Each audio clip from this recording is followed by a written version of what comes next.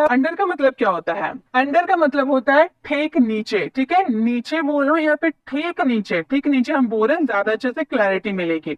Under यानी कि ठीक नीचे, और बिलो यानी कि केवल नीचे, ठीक है, केवल नीचे। दोनों का मतलब नीचे होता है, लेकिन सिचुएशन देखिए किस समय आपको अंडर का यूज करना है, किस समय आपको बिलो का यूज करना है। ये जो टेबल है ठीक घड़ी के नीचे है ना, टेबल घड़ी के ठीक नीचे है, टेबल घड़ी के ठीक नीचे है, मतलब किसी चीज के सीधाई पे है। देखिए ये भी सिचुएशन एकदम सेम है। अभी आपने ये जो किया ना, ओवर किया ना, ओवर का मतलब ठीक ऊपर था, उसका ऑपोजिट मान लीजिए ठीक नीचे की आप बात करो, ठीक है, ठीक नीचे की अगर आप बात करोगे तो वहां अंडर का यूज करोगे। तो ये जो सेंटेंस है टेबल घड़ी के ठीक नीचे है, हम इस सेंटेंस को बनाएंगे the table is under the clock, clock के ठीक नीचे टेबल है, ठीक है। नेक्स्ट है बिलो, बिलो का मतलब होता है नीचे, लेकिन ये किसका ऑपोजिट है? अबव का ऑपोजिट है बिलो। अबव का मतलब क्या था? ऊपर तो है लेकिन ठीक ऊपर नहीं है, साइड में है। उसी तरह से ये भी है, ये ठीक नीचे नहीं है, देखिए नीचे है, घड़ी से नीचे है आपका टेबल, लेकिन एकदम सीधाई में नहीं है, ये तो साइड में, सीधा में तो यहाँ पे रहता, लेकिन ये साइड में है ना। तो इस सिचुएशन में आपको बिलो का यूज करना है। टेबल घड़ी के केवल नीचे है लेकिन ठीक नीचे नहीं है। तो इस सेंटेंस को आप बनाओगे the table is below the clock. हमारा सेंटेंस क्या फ्रेम हुआ? The table is below the clock, जो टेबल है वो घड़ी के ठीक नीचे है। तो ये आपको डिफरेंस समझ में आ गया अंडर और बिलो का। जब ठीक नीचे रहेगा यानी कि अंडर, और जब नीचे तो है लेकिन ठीक नीचे नहीं, केवल नीचे है, साइड में भी हो सकता है लेकिन नीचे है, तो उस सिचुएशन में बिलो का यूज करना है। और आगे मैं समझाने वाली हूँ कंपैरिजन के साथ। इसका बहुत ही जगह अंडर का यूज बहुत तरह के सेंटेंसेस में किया जाता है और बिलो का भी यूज बहुत तरह के सेंटेंसेस में किया जाता है। मैं आपको सभी एक्सप्लेन करने वाली हूँ। आगे हम चलते हैं और भी अच्छे से समझते हैं, ठीक है। चलिए अब आगे देखते हैं कि आगे हमारा कौन सा प्रेपोजिशन है। नेक्स्ट प्रेपोजिशन है हमारा ऑन। ऑन का यूज हम कहाँ करेंगे? देखिए ऑन का मतलब क्या होता है, मैंने आपको बहुत बार ये समझाया, डेली यूज सेंटेंसेस में भी मैं आपको ये समझाती हूँ, ग्रामर रूल में भी मैं आपको ये समझाती हूँ कि ऑन का यूज कहाँ किया जाता है। जब कोई चीज किसी सरफेस से चिपकी हुई रहती है तो उस सिचुएशन में ऑन का यूज किया जाता है। यहाँ आप टेबल देख रहे हैं, टेबल से ये जो फ्लावर पॉट है, ये जो वॉल्स है, ये किससे टच है? टेबल से टच है ना। फ्लावर पॉट जो है वो टेबल से ठीक टच किए हुए रखा हुआ है। तो जब कोई चीज सरफेस से टच किए हुए रखी होती है तो वहां पे हम ऑन का यूज करते हैं। तो यहाँ पर है फूलदान टेबल पर रखा हुआ है, फूलदान टेबल पे रखा हुआ है, तो फूलदान टेबल को टच किए हुए है ना। तो इस सिचुएशन में आप बोलोगे the wall is on the table. On the table यानी कि टेबल पे रखा हुआ है, टेबल से चिपकी हुई है। अगर यहाँ पे कप रहता, टेबल के ऊपर यहाँ पर एक कप रहता, चाय का कप रहता, तो हम इस सिचुएशन में क्या बोलते? The cup is on the table. The cup is on the table, cup जो है टेबल पे रखा हुआ है, टेबल से चिपका हुआ है। अगर यहीं पर आपका कोई पेन रखा होता या पेन रखा होता तो हम क्या बोलते? The pen is on the table. अगर यहीं पर आपका बुक रखा होता तो इस सिचुएशन में हम क्या बोलते? The book is on the table. तो ऑन का यूज किस सिचुएशन में किया जाता है? जब कोई चीज सरफेस से चिपकी हुई रहती है तो वहां पे हम ऑन का यूज करते हैं। तो क्या केवल हम थिंग्स के साथ ही ऑन का यूज करेंगे? जब कोई चीज कोई थिंग्स के साथ चिपकी हुई रहती है तभी हम ऑन का यूज करेंगे? नहीं, सिर्फ थिंग्स के साथ नहीं। अगर देखिए यहाँ पर ये एक लड़का है, ये भी तो चेयर से चिपका हुआ है, चेयर पे बैठा हुआ है, तो वो भी तो चेयर से चिपका हुआ है, चेयर को टच किए हुआ है। तो यहाँ भी आप ऑन का यूज कर सकते हैं। सिर्फ नॉन लिविंग थिंग्स के साथ ऑन का यूज कीजिएगा ये मत समझिएगा, आप लिविंग थिंग्स के साथ भी ऑन का यूज कर सकते हैं, ठीक है। तो यहाँ पे है रोहन कुर्सी के ऊपर बैठा हुआ है।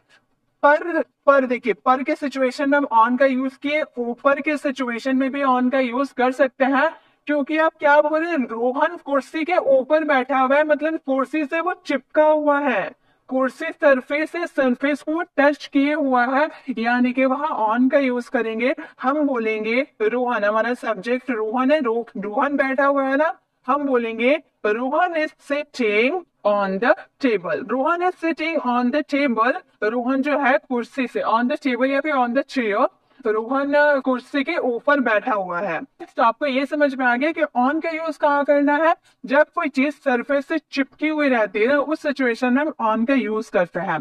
ऑन का और भी यूज किया जाता है, किस किस कंडीशन में यूज किया जाता है, चलिए मैं आपको सारी कंडीशन बताती हूँ। ऑन का यूज तो पहले हम लोगों ने कंडीशन देख लिया कि कोई चीज सरफेस से अगर चिपकी हुई रहती है तो वहां पे हम ऑन का यूज कर देते हैं। लेकिन और कौन सा सिचुएशन में हम ऑन का यूज कर सकते हैं? तो गाइस, अगर आप डे, डेट या ओकेजन की बात करते हो, डे यानी कि Monday, Tuesday, Wednesday, Thursday, Friday, जब आप इसकी बात करते हो तो वहां पे आप ऑन का यूज कर सकते हो। डेट की अगर बात करते हो, जैसे 2012, 2022, अगर डेट की आप बात करोगे तो वहां ऑन का यूज कर सकते हो। अगर ओकेजन, ओकेजन यानी कि जैसे कि किसी का बर्थडे हो गया, एनिवर्सरी हो गया, कोई ओकेजन हो तो वहां पे आप ऑन का यूज कर सकते हो। तो जैसे कि अगर आपको हॉर्न का यूज करना हो, अगर आपको बोलना हो कि वह संडे को जाएगा, वो संडे को जाएगा, मान लो कोई कहीं जाने वाला था तो आप बोल रहे हो कि वो संडे को जाएगा, तो उस सिचुएशन में आप बोल सकते हो he will go on Sunday, he will go on Sunday, वो संडे को जाएगा। अगर आप ओकेजन की बात करते हो कि उसने मेरे जन्मदिन पर मुझे गिफ्ट दिया, उसने मेरे जन्मदिन पर मुझे गिफ्ट दिया, तो आप बोलोगे he gave me a present on my birthday, he gave me a present on my birthday, उससे मेरे बर्थडे पर मुझे एक गिफ्ट दिया। ठीक है, तो इस तरह से आप ऑन का यूज कर सकते हो डे, डेट और ओकेजन के लिए। और भी ऑन के यूजेस है, जैसे कि अगर आपको राइट या लेफ्ट बोलना हो वहां पे आप ऑन का यूज कर सकते हो।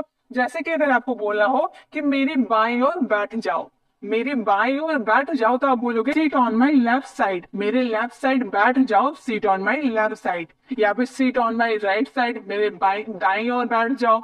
तो इस तरह से आप राइट साइड या लेफ्ट साइड में भी आप ऑन का यूज कर सकते हो। अब ऑन का यूज तीन कंडीशन में हम लोगों ने देखा कि अगर कोई सरफेस से टच किए हुए रहता है तो वहां ऑन का यूज करेंगे, डे, डेट या ओकेजन के लिए हम ऑन का यूज करेंगे, और अगर हम राइट साइड या लेफ्ट साइड की बात करेंगे तो वहां ऑन का यूज करेंगे। ठीक है, और अब मैं आपको ये बताती हूँ कि ऑन और ऑन टू में क्या डिफरेंस होता है। मान लीजिए दो चेयर है, एक चेयर के ऊपर यहाँ पर एक कैट बैठी हुई है एंड सेकेंड चेयर पे यहाँ पर कैट बैठी हुई थी और जंप करके उसने यहाँ गया और यहाँ बैठ गई। ठीक है, दोनों सिचुएशन में यही है कि यहाँ भी एक कैट सरफेस को टच कर रही है और यहाँ भी एक कैट सरफेस को टच कर रही है, लेकिन दोनों में डिफरेंस क्या है?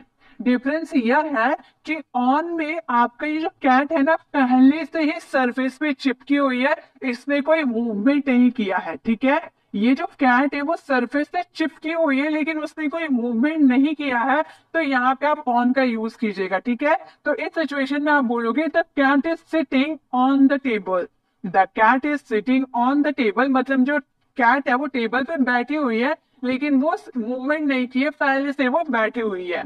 सेकेंड सेंटेंस में कैट पहले यहाँ थी, फिर उसने मूवमेंट किया, जंप किया और यहाँ जाकर बैठ गई, तो वो मूवमेंट करके जाके सरफेस को टच की है।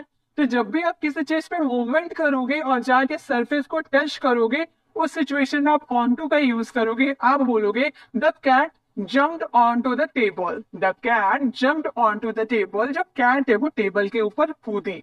ठीक है, दोनों का मतलब ऊपर है, यहाँ भी कैट ऊपर में बैठी हुई है, यहाँ भी कैट ऊपर में है, लेकिन दोनों सिचुएशन अलग है। यहाँ पे कोई मूवमेंट नहीं हुआ है और ऑन टू में मूवमेंट हुआ है, तो ये आपको समझना है। ठीक है, आई होप आपको समझ में आ गया। चलिए अब नेक्स्ट देखते हैं, ऑन हमें अच्छे से क्लियर हो गया। चलिए नेक्स्ट प्रेपोजिशन को देखते हैं।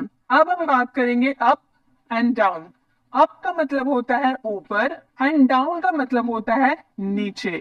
अप का मतलब ऊपर, डाउन का मतलब नीचे। जैसे अगर हम किसी चीज के ऊपर होने की बात करते हैं तो अप का यूज करते हैं, और किसी चीज के नीचे होने की बात करते हैं तो वहां डाउन का यूज करते हैं। ठीक है, यही तो हम करते हैं। अगर हमें किसी को बोलना हो कि सीढ़ियों से ऊपर जाओ तो हम बोलेंगे गो अप स्टेयर्स। अगर हम बोले सीढ़ियों से नीचे आओ, कम डाउन स्टेयर्स। तो ये दो डिफरेंस है कि अगर सीढ़ियों से ऊपर जाएंगे तो अप का यूज करेंगे, सीढ़ियों से नीचे आएंगे तो डाउन का यूज करेंगे। लेकिन सिर्फ ऊपर नीचे के लिए नहीं, आप प्राइस में भी अप डाउन का यूज कर सकते हो। बढ़ रहा है यानी कि तेजी से ऊपर जा रहा है, बढ़ रहा है यानी कि ऊपर जा रहा है ना, यानी कि अप का यूज करेंगे। अगर किसी चीज की प्राइस नीचे जा रही है, कम हो रही है, यानी कि डाउन का यूज करेंगे। फॉर एग्जाम्पल, अगर आपको बोलना हो सब्जियों के दाम बढ़ रहे हैं, मतलब उसका जो प्राइस है वो ऊपर आ रहा है, यही तो हम कहना चाह रहे हैं, बढ़ रहे हैं यानी कि ऊपर जा रहा है। तो हम बोलेंगे the prices of vegetables are going up, the prices of vegetables are going up, तो सब्जियों के दाम बढ़ रहे हैं। अगर हम बोले सब्जियों के दाम कम हो रहे हैं, ठीक है, कम होने की बात करेंगे तो हम सेंटेंसेस को बोलेंगे the prices of vegetables are coming down, the prices of vegetables are coming down, सब्जियों के दाम कम हो रहे हैं। तो ठीक है, अगर किसी चीज के ऊपर जाते हुए आप देखोगे तो अप का यूज करोगे, और नीचे आते हुए यानी कि कम होते हुए देखोगे तो वहां पे आप डाउन का यूज करोगे। अप और डाउन बहुत ईजी है, आई होप आपको समझ में आ गया। चलिए नेक्स्ट देखते हैं। नेक्स्ट हमारा प्रेपोजिशन है अंडर एंड अंडरनीथ या बीनीथ। अब इसमें क्या डिफरेंस है, दोनों का मतलब जानते हो क्या होता है, दोनों का मतलब होता है नीचे। अंडर का मतलब भी होता है नीचे और अंडरनीथ का मतलब भी होता है नीचे, लेकिन पहचाने कैसे कि किसका मतलब क्या होगा, कब अंडरनीथ का यूज करें और कब अंडर का यूज करें। तो गाइस बहुत ही छोटा डिफरेंस है लेकिन बहुत ही ज्यादा इंपॉर्टेंट डिफरेंस है। देखिए यहाँ पे आप एक कैट को देख रहे हो, यहाँ कैट एक बैठी हुई है, ये नीचे है, टेबल के नीचे है। तो टेबल के नीचे है तो क्या आप इसे देख सकते हो, हम देख सकते हैं, हम इधर से देख सकते हैं, इधर से देख सकते हैं, यहाँ से भी देख सकते हैं, पीछे से देख सकते हैं, यानी कि हम सभी साइड से देख सकते हैं कि बिल्डिंग टेबल के नीचे है। तो इस सिचुएशन में हम अंडर का यूज करेंगे। तो अंडरनीथ का यूज कब करें, गाइस देखिए यहाँ पे बेड है, बेड के ऊपर ब्लैंकेट है, ब्लैंकेट के नीचे मैंने पैसे छुपा के रखे हैं, ब्लैंकेट के नीचे मैंने पैसे छुपा के रखे हैं। तो अगर मैं पैसे छुपा दूंगी देन ब्लैंकेट रख दूंगी तो क्या आप पैसे को देख पाओगे, नहीं ना। मैं अगर कवर कर दूंगी, ब्लैंकेट ऊपर डाल दूंगी तो पैसों को आप नहीं देख पाओगे, लेकिन पैसे तो है तो नीचे, ब्लैंकेट के नीचे ही तो है पैसे, लेकिन हम देख नहीं पा रहे, यानी कि वहां अंडरनीथ का यूज करेंगे। अगर नीचे की बात करें लेकिन वो कवर नहीं है पूरी तरह से तो वहां अंडर का यूज कीजिएगा, लेकिन अगर आप नीचे की बात करें वो चीज पूरी तरह से कवर है तो वह अंडरनीथ का यूज कीजिएगा, ठीक है। तो यहाँ पे है बिल्ली टेबल के नीचे है तो हम क्या बोलेंगे, the cat is under the table, the cat is under the table, जो कैट है वो टेबल के नीचे है। अंडरनीथ का यूज कब करेंगे, जैसे अगर बोलना हो मेरे पैसे कंबल के नीचे थे, मेरे पैसे कंबल के नीचे थे, तो हम बोलेंगे माई मनी, यानी कि माई मेरे पैसे, यानी कि माई मनी वॉज, पास्ट की बात करें इसलिए वो वॉज अंडरनीथ, नीचे नीचे रहने के सेंस में आप अंडरनीथ का यूज करोगे, अंडरनीथ द ब्लैंकेट। हमारा सेंटेंस थे वो my money was underneath the blanket, मेरे पैसे कंबल के नीचे थे। तो दोनों में क्या है, दोनों का मतलब नीचे होता है, लेकिन आप जब किसी चीज के नीचे रहने की बात करोगे लेकिन वो पूरी तरह से कवर नहीं रहेगा तो वहां पे आप क्या यूज कीजिएगा, अंडर का यूज कीजिएगा। लेकिन आप किसी चीज के अंदर रहने की बात करो वो पूरी तरह से कवर है तो वहां अंडरनीथ का यूज कीजिएगा। गाइस अगर आपको इसकी प्रैक्टिस क्लास चाहिए, ऐसे ही आप बहुत सारे सेंटेंसेस को खुद से फ्रेम करना चाहते हो, प्रैक्टिस वाली क्लास चाहिए तो आप कमेंट सेक्शन में मुझसे बोल सकते हैं कि मैम इसकी प्रैक्टिस वाली क्लास भी चाहिए। अगर आप मुझे कमेंट बॉक्स में पूछते हैं, बोलते हैं इसकी प्रैक्टिस वाली क्लास करवाने को, तो ही मैं इसकी प्रैक्टिस वाली क्लास करवाऊंगी, वरना नहीं करवाऊंगी। अगर आप चाहते हैं कि आप इसकी प्रैक्टिस करें तो आप मुझे कमेंट बॉक्स में जरूर बोले, तभी मैं इसकी प्रैक्टिस क्लास लेकर आऊंगी। नेक्स्ट हमारा प्रपोजिशन है अंडर बिलो, फिर अंडर और बिलो है। अंडर का मतलब होता है कम, अंडर का यूज करेंगे कम के सेंस में, और बिलो का भी यूज करेंगे कम के सेंस में, मतलब दोनों का मतलब होता है कम, लेकिन कब यूज करें। अंडर का मतलब जब आप किसी चीज को वेट में कम रहने की बात करते हो, वजन में अगर किसी चीज के कम रहने की बात करते हो तो वहां पे आप अंडर का यूज कीजिएगा। लेकिन अगर आप किसी चीज की हाइट की, लंबाई की कम होने की बात कर रहे हो, ठीक है, हाइट में या लंबाई में कम होने की बात कर रहे हो आप, तो वहां पर बिलो का यूज कीजिएगा। जैसे अगर आपको बोलना हो मेरे बैग का वजन 1 किलो से कम है, तो यहाँ पे आप वजन की बात करो, वेट की आप बात करो ना, तो यहाँ पे आप अंडर का यूज कीजिएगा, ठीक है। ये आपको ध्यान रखना है कि आप वेट की बात कर रहे हो, वजन की बात कर रहे हो और आपके सेंटेंस में कम है, यानी कि वहां अंडर का यूज करेंगे। हम सेंटेंस को बनाएंगे the weight of my bag is under 1 kg, मेरे बैग का वजन 1 किलो से कम है, ठीक है। नेक्स्ट है वो 5 फीट से कम है, यहाँ भी हम कम बोल रहे हैं लेकिन ये हाइट की कम बोल रहा है कि वो 5 फीट से कम है, तो उसकी हाइट के बारे में हम बता रहे हैं। तो हाइट की बात करेंगे तो वहां पर बिलो का यूज करेंगे, हम बोलेंगे she is below 5 feet, since below 5 feet, वो 5 फीट से कम है। तो ये आपको समझना है, अगर आप वेट में कम होने की आप बात करते हो तो वहां पे आप अंडर का यूज कीजिएगा, लेकिन अगर आप लेंथ और हाइट की बात करते हो तो वहां पे आपको बिलो का यूज करना है। ठीक है, ये भी आपको समझ में आ गया।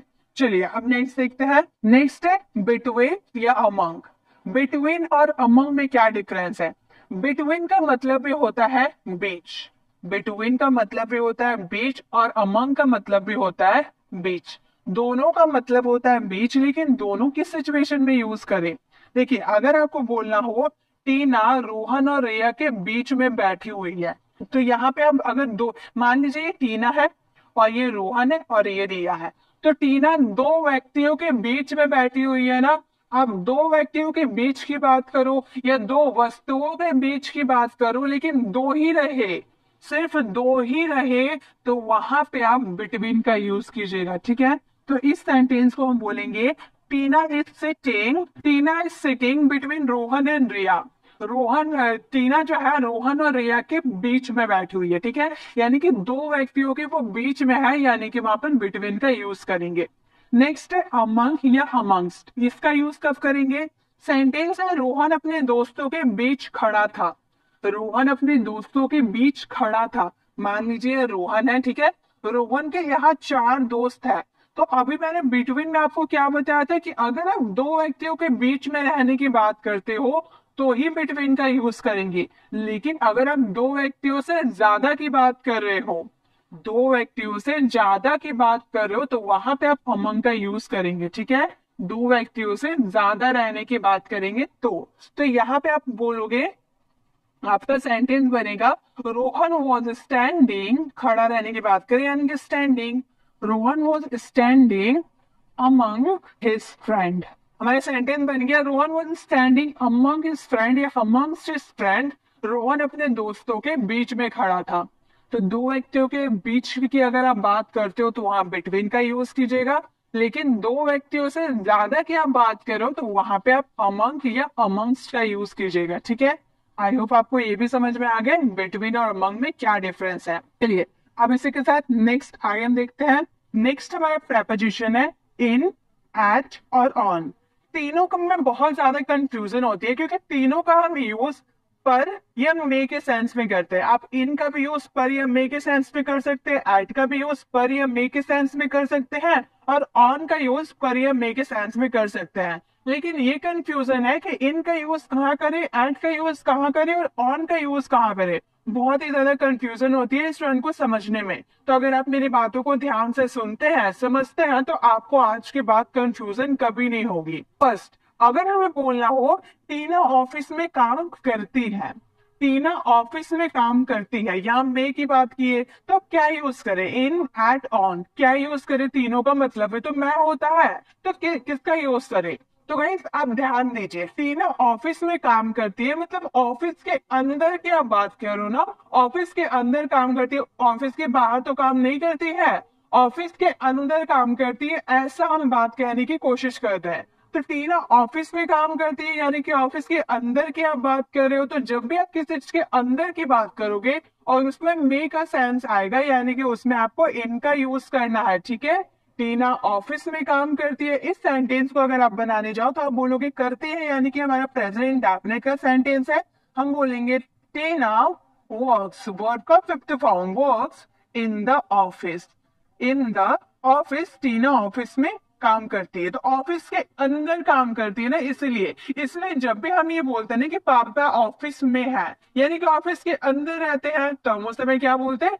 पापा इज इन द ऑफिस, पापा इज इन द ऑफिस, पापा ऑफिस में है, पापा को ऑफिस में होना चाहिए, पापा should be in the office, पापा ऑफिस में हो सकता है, पापा can be in the office. तो इन द ऑफिस हम क्यों बोलते हैं? क्योंकि ऑफिस के अंदर रहने की हम बात करते हैं, इसीलिए हम इन का यूज करते हैं। अगर स्कूल के अंदर आप है तो वहां पर आप इन का यूज कर सकते हैं, यानी कि आप किसी चीज के अंदर है तो वहां पे हम इन का यूज करेंगे। ठीक है, अब बात करते हैं एट। एट का यूज हम किस तरह के सेंटेंसेस में कर सकते हैं? जैसे कि रोहन उस दुकान पर खड़ा है, पर के सेंस में हम तीनों का यूज कर सकते हैं।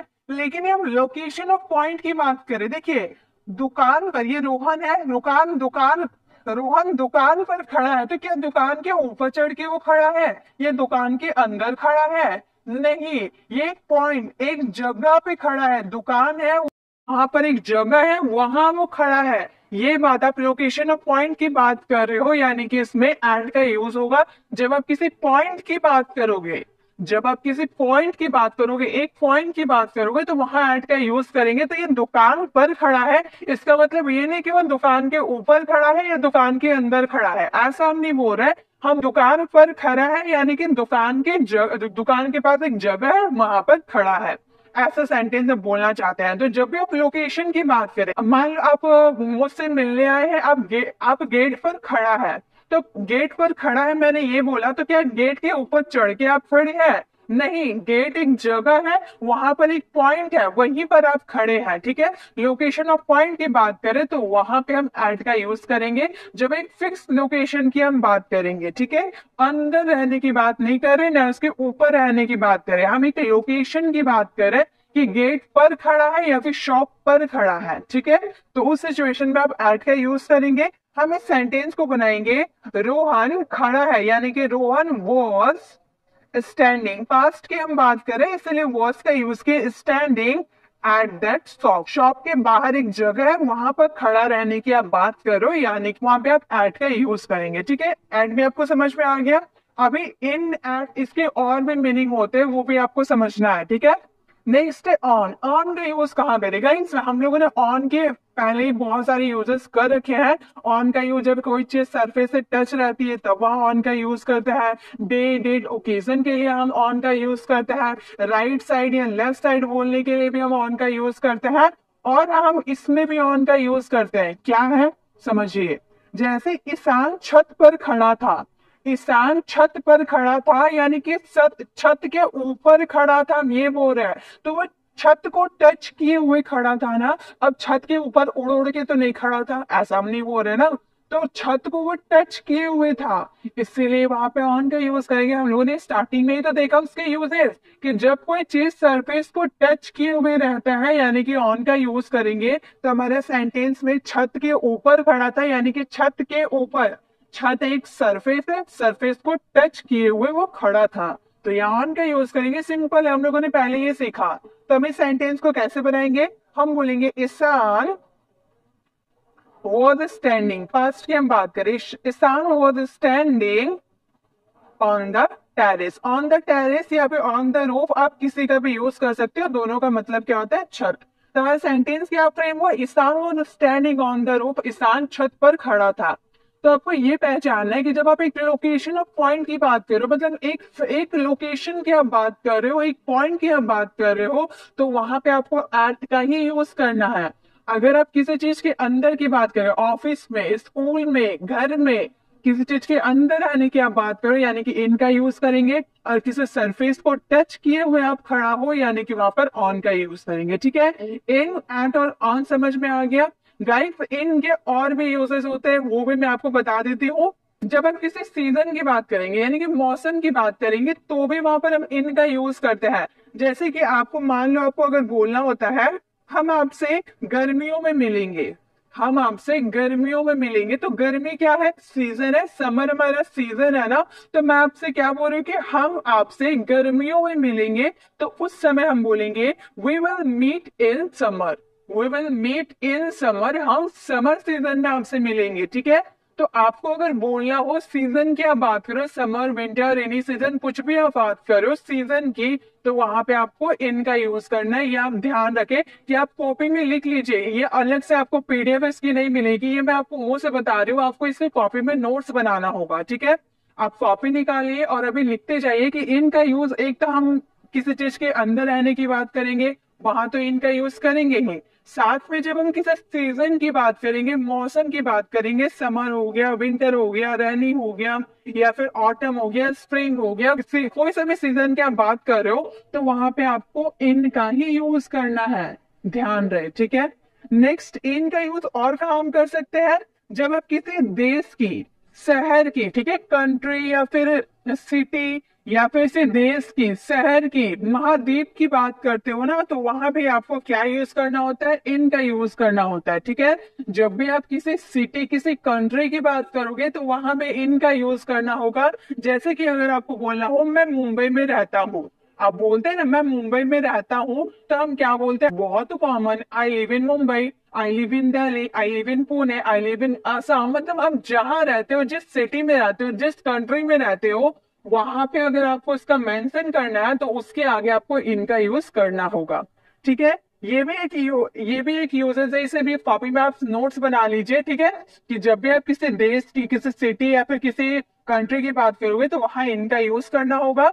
नेक्स्ट, इनका यूज आप जब ईयर बताते हो, यानी कि साल बताते हो, मंथ बताते हो, आवर्स बताते हो, या फिर मिनट बताते हो, या सेकंड बताते हो, जब आप साल, महीना, घंटा, मिनट, सेकंड जब आप बताते हो तो इसमें भी आपको इनका यूज करना होता है। जैसे कि अगर आपको बोलना हो मैं आधे घंटे में स्कूल के लिए निकलूंगा, मैं आधे घंटे में स्कूल के लिए निकलूंगा, तो आप घंटा की बात कर रहे हैं ना, आप घंटा की बात कर रहे हैं, यानी कि इसमें क्या लगेगा, इनका यूज होगा। हम बोलेंगे I will leave for the school in half an hour, I will leave for the school in half an hour, मतलब हम आधे घंटे में स्कूल के लिए निकलेंगे। या फिर वो 2024 में घर जाएगा, ठीक है, तो मान लो अभी वो काम करता है, उसके बॉस ने कहा है कि तुम 2024 में घर चले जाना, तो वो क्या बोल रहा है, तो हम क्या बोल रहे हैं कि वो 2024 में घर जाएगा, तो हम बोलेंगे ही will go home in 2024, he will go home in 2024। तो इस तरह से आप इनका यूज किसमें कर सकते हो, जब आप किसी चीज के अंदर, मेरी बातों को ध्यान से सुनिए, कॉपी में लिखते जाइए।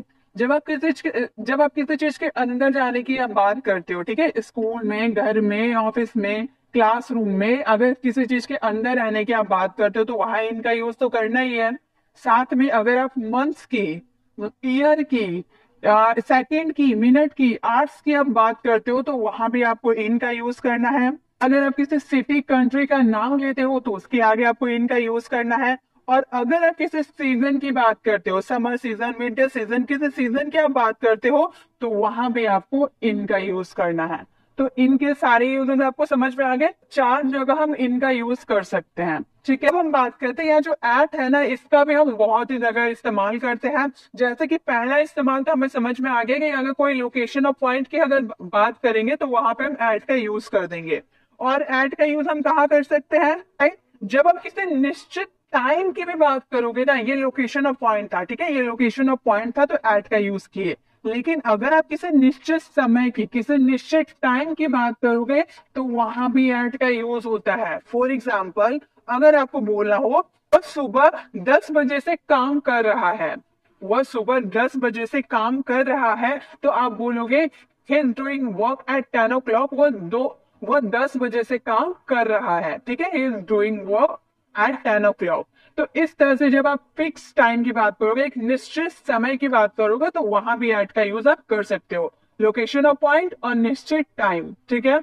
नेक्स्ट, एट का यूज और कहाँ कर सकते हैं, जब आप बोलते हैं ना कि मैं रात से पढ़ रहा था, मैं रात से काम कर रहा था, मैं रात से उससे बात कर रहा था, तो रात से अगर आप कोई काम करते हो, रात, ठीक है, नाइट की बात करें, ठीक है, रात के लिए हमेशा एट का यूज कीजिएगा, ये आप याद रखिएगा। जैसे अगर आपको बोलना हो हम केवल रात में पढ़ते हैं, हम केवल रात में पढ़ते हैं, तो आप बोलोगे we study only at night, we study only at night. लेकिन अगर आप बोलोगे कि रात के लिए तो हम एट का यूज कर देंगे, तो मॉर्निंग, इवनिंग या आफ्टरनून के लिए क्या यूज करें, तो गाइस मॉर्निंग, इवनिंग और आफ्टरनून के लिए आप इनका यूज करोगे, ठीक है। जैसे अगर आपको बोलना हो वह खेलने शाम को जाएगा, वह खेलने शाम को जाएगा, तो आप बोलोगे he will go to play in the evening, he will go to play in the evening, in the morning, in the afternoon। इस तरह से आप इनका यूज करोगे मॉर्निंग, इवनिंग और आफ्टरनून के लिए। बट नाइट के लिए हमेशा एट का यूज कीजिएगा, ये आप याद रख लीजिए, ठीक है। और एट का यूज आप कब कर सकते हैं, जब आप किसी चीज की प्राइस बतानी हो, ठीक है, जब आपको किसी चीज की कीमत बतानी हो, मूल्य बतानी हो, तो वहां एट का यूज कर सकते हैं। जैसे कि आपको बोलना हो मैं टमाटर 100 रुपए किलो खरीद रहा हूं, तो आप बोलोगे I am buying tomatoes at ₹100। 100 रुपए करके आप टमाटर खरीद रहे हो, ठीक है। तो जब आप किसी चीज के मूल्य बताते हो, यानी कि हम 100 रुपीज बोले ना, उसके आगे हम एट का यूज कर देंगे। At at rupees 100, at rupees 30, at rupees 50, यानी कि मूल्य बताने के लिए भी आप एट का यूज कर सकते हो। और जब आप कोई फेस्टिवल के बारे में बतानी हो, जैसे कि होली हो गया, क्रिसमस हो गया, दिवाली हो गया, जो भी फेस्टिवल हुआ, उसके लिए भी आप एट का यूज करोगे। जैसे मैं होली पर घर आऊंगा, मैं होली पर, तो आपको बोलना हो I will come home at Holi, I will come home at Holi, मैं होली में घर आऊंगा। तो इस तरह से देखिए आप एट का यूज कहाँ कहाँ कर सकते हैं, लिख लीजिए कॉपी में। लोकेशन और पॉइंट की बात करेंगे तब एट का यूज करेंगे। जब फिक्स टाइम बताना हो, निश्चित समय बताना हो, तब एट का यूज करेंगे। जब हम किसी फेस्टिवल के बारे में बताएंगे कि हम होली में आएंगे, क्रिसमस में आएंगे, दिवाली में आएंगे, तो वहां पे हम एट का यूज करेंगे। प्राइस बतानी हो तो एट का यूज करेंगे। जब हमें बोलना हो रात से अगर रात की बात करनी हो तो एट का यूज करेंगे, ठीक है। तो आपको समझ में आ गया एट का यूज कहाँ कहाँ करना है। चलिए अब आगे बढ़ते हैं। ऑन का यूज हम लोगों ने स्टार्टिंग में ही देख लिया कि ऑन का यूज कहाँ कहाँ किया जाता है। आई होप गाइस आपको सीखने में मजा आ रहा होगा, आपको सारे प्रेपोजिशन समझ में आ रहे होंगे। अगर आपको वीडियो अच्छी लग रही है तो प्लीज वीडियो को लाइक करें, क्योंकि ये वीडियो बनाने में बहुत ही मेहनत लगी है। मैंने बहुत ही मेहनत करके आप लोगों के लिए ऐसी वीडियोस बनाई हूँ, तो आप प्लीज लाइक करके हमें मोटिवेट कीजिए और कमेंट में जरूर बताइएगा कि आपको वीडियो कैसी लगी है, मेरी मेहनत आपको पसंद आई या नहीं आई, ठीक है। चलिए इसी के साथ हम आगे बढ़ते हैं और सारे प्रेपोजिशन को कवर करते हैं बिल्कुल इजी वे में। नेक्स्ट हमारा प्रेपोजिशन है फ्रॉम। फ्रॉम का यूज हम कहाँ करते हैं? जनरली फ्रॉम का मतलब क्या होता है? से। किसी चीज हम जब किसी हिंदी सेंटेंस में से देखते हैं, उसके लिए हम फ्रॉम का यूज कर देते हैं। फॉर एग्जाम्पल, अगर आपको बोलना हो कि मैं मुंबई से है, मैं मुंबई से हूँ, आप ऐसे सेंटेंस बोलते हो ना, मैं मुंबई से हूँ, मैं दिल्ली से हूँ, मैं पुणे से हूँ, मैं आसाम से हूँ, मतलब कोई जगह से हूँ, ऐसा आप रिलेट करते हो ना। देखिए फ्रॉम का यूज आप 3 कंडीशन में कर सकते हो। पहला तो जब आप किसी चीज से रिलेट करोगे, जैसे आप क्या बोल रहे हो कि मैं दिल्ली से हूँ, तो आप दिल्ली से रिलेट करते हो ना, दिल्ली से हो यानी कि दिल्ली से रिलेट करते हो, तो वहां पे आप फ्रॉम का यूज कीजिएगा। सेकेंड, अगर आप किसी चीज से दूर जाओगे, मतलब अलग हो गए अगर आप किसी चीज से, तो वहां आप फ्रॉम का यूज कर सकते हैं। प्लस अगर आपको कोई बीमारी है, कोई डिसीज है, कैंसर हो गया, टीबी हो गया, कोई बीमारी है आपको, तो वहां भी आप फ्रॉम का यूज कर सकते हैं, ठीक है। फॉर एग्जाम्पल, अगर आपको बोलना हो मैं मुंबई से हूँ, या कि आप मुंबई से रिलेट करते हो, तो इस सेंटेंस को आप क्या बोलोगे? आप बोलोगे I am from Mumbai. I am from Mumbai, मैं मुंबई से हूँ, आई एम फ्रॉम मुंबई। अगर आपको बोलना हो नहीं यहाँ पर मैं क्लास में हूँ, ऐसा सेंटेंस नहीं होगा। आपका सेंटेंस होगा मैं क्लास से जा रहा हूँ। मैं क्लास से जा रहा हूँ मतलब आप क्लास से अलग हो रहे हैं ना। मान लीजिए आप यहाँ पढ़ाई कर रहे थे, आपने कोई बदमाशी कर दिया, तो टीचर आपको क्लास से बाहर निकाल दिए। तो क्लास से वो बाहर निकाले, तो आप क्लास को छोड़कर बाहर जा रहे हो ना, यानी कि आप किसी चीज से दूर जा रहे हो, क्लास से दूर जा रहे हो। तो दूर जाने के सेंस में भी हम फ्रॉम का यूज करेंगे। मैं क्लास से बाहर जा रहा हूँ, देखिए से आ रहा है, और आप क्लास को छोड़कर बाहर जा रहे हैं, मतलब दूर जा रहे हैं, तो वहां पे हम फ्रॉम का यूज करेंगे। हम बोलेंगे I am going from class, I am going from class, मैं क्लास से जा रहा हूँ, ठीक है। क्लास से अब अलग हो रहा है। तो जब भी आप किसी चीज से दूर जाएंगे, अलग होंगे, या फिर आप किसी चीज से रिलेट करोगे, तो वहां पे आपको फ्रॉम का यूज कर देना है, ठीक है। तो ये आपको समझ में आ गया। प्लस अगर आपको कोई डिसीज है, कोई बीमारी है, तो वहां पे भी हम क्या यूज करते हैं? वहां पे भी हम फ्रॉम का यूज करते हैं। फॉर एग्जाम्पल, उसके पापा कोरोना से पीड़ित है, मतलब कोरोना उनको हो गया, तो कोरोना से पीड़ित है, तो हम इस सेंटेंस को बोलेंगे his father his suffering from corona. His father is suffering from corona, मतलब कोरोना से बोल रहे हैं ना, यानी कि उसमें फ्रॉम कोरोना का यूज करेंगे, ठीक है। तो आपको समझ में आ गया फ्रॉम का यूज हम 3 कंडीशन में करेंगे। जब हम किसी से रिलेट करेंगे तब फ्रॉम का यूज करेंगे, किसी चीज से दूर जाएंगे तो फ्रॉम का यूज करेंगे, और कोई डिसीज होगा, कोई बीमारी होगा, उसे बताने के लिए भी हम फ्रॉम का यूज करते हैं, ठीक है। चलिए नेक्स्ट देखते हैं। नेक्स्ट हमारा प्रपोजिशन है बाय। बाय का यूज हम कब करते हैं? बाय का भी मतलब होता है से। बाय का यूज हम से या तक के सेंस में करते हैं। देखिए यहाँ पे फ्रॉम का मतलब भी से था, तो वहां पे क्या कंडीशन था, अगर आप किसी चीज से रिलेट करोगे, दूर जाओगे या कोई भी डिसीज होगा तो वहां पे फ्रॉम का यूज करेंगे। लेकिन बाय का यूज से के सेंस में कब करेंगे, जब आप ट्रेवलिंग, तो मीन्स ऑफ ट्रेवलिंग, ट्रेवलिंग की बात करोगे तो वहां पे आपको बाय का यूज करना है। या फिर आप पेसिव वॉइस में बाय का यूज करते हो, या आप जानते हो कि पेसिव वाले सेंटेंसेस जब हम बनाते हैं तो बाय करके सब्जेक्ट का जिक्र करते हैं ना, तो आप दो कंडीशन में कर सकते हो, to travel, to means of travelling and passive sentences. तो यहाँ पे हम से के सेंस में, जैसे कि मैं कोलकाता ट्रेन से गया, मैं कोलकाता ट्रेन से गया यानी कि ट्रेन, ट्रेन से ट्रेवलिंग आपने किया ना, तो ट्रेवलिंग के आप ट्रेन से ट्रेवलिंग कर रहे हो, कार से कर रहे हो, हेलीकॉप्टर से कर रहे हो, किसी चीज से भी आप ट्रेवलिंग कर रहे हो तो ट्रेवलिंग की बात ही आएगी। तो वहां से के सेंस में, वहां पे आप से के सेंस में बाय का ही यूज कर सकते हो, बाय ट्रेन, बाय बस, बाय कार, यानी कि बाय के साथ आप जो व्हीकल से आप ट्रेवल करते हो वो जिक्र कर दोगे, ठीक है। जैसे कि मैं कोलकाता ट्रेन से गया तो आप बोलोगे I went to Kolkata by train, मैं कोलकाता ट्रेन से गया, ठीक है। नेक्स्ट, कल तक मेरा रिजल्ट निकल जाएगा। देखिए तक के सेंस में भी हम बाय का यूज करते हैं, कल तक बाय टुमारो, सोमवार तक बाय मंडे। जैसे कि कल तक तो हम क्या बोलेंगे, by tomorrow my result has been declared, by tomorrow my result has been declared, कल तक मेरा रिजल्ट निकल जाएगा, ठीक है। अगले मंडे तक तो आप बोल सकते हो बाय नेक्स्ट मंडे, अगले रविवार तक बाय नेक्स्ट संडे, अगले मंडे तक इस काम को पूरा करो, अगर आपको बोलना हो अगले मंडे तक इस काम को पूरा करो तो आप बोलोगे complete this work by next Monday, मैं मेरा काम कल 3 बजे तक पूरा कर लूंगा, मैं मेरा काम कल 3 बजे तक पूरा कर लूंगा, तो हम बोलेंगे I will complete my work by 3 o'clock tomorrow. तो इस तरह से आप से या तक के सेंस में बाय का यूज कर सकते हो, ठीक है। नेक्स्ट है सिंस, सिंस का यूज भी हम से के सेंस में करते हैं। आपको याद हो तो आप जब पर आपको याद हो तो जब भी आप परफेक्ट कॉन्टिन्यूअस टेंस की बात करते हो, परफेक्ट कॉन्टिन्यूअस टेंस, चाहे वो आपका प्रेजेंट परफेक्ट कॉन्टिन्यूअस टेंस हो, पास्ट परफेक्ट कॉन्टिन्यूअस टेंस हो या फ्यूचर परफेक्ट कॉन्टिन्यूअस टेंस हो, जब आप कोई सेंटेंस को बनाते हो तो यहाँ वहां पे आप सिंस या फोर का तो यूज करते हो ना टाइम मेंशन करने के लिए। तो वहां पे जो सिंस, जिस कंडीशन में आप सिंस का यूज करते हो ना, वही कंडीशन में आपको प्रेपोजिशन के रूप में सिंस का यूज करना होता है। जैसे मैं सुबह से यहाँ हूं, तो आप पॉइंट ऑफ टाइम बता दिए ना, एक पॉइंट ऑफ टाइम बता दिए, सुबह से, रात से, 2 बजे से, 2015 से, 2016 से, तो कोई टाइम, कोई आप फिक्स टाइम बता दिए तो उसके लिए आपको क्या यूज करना है, सिंस का यूज करना है।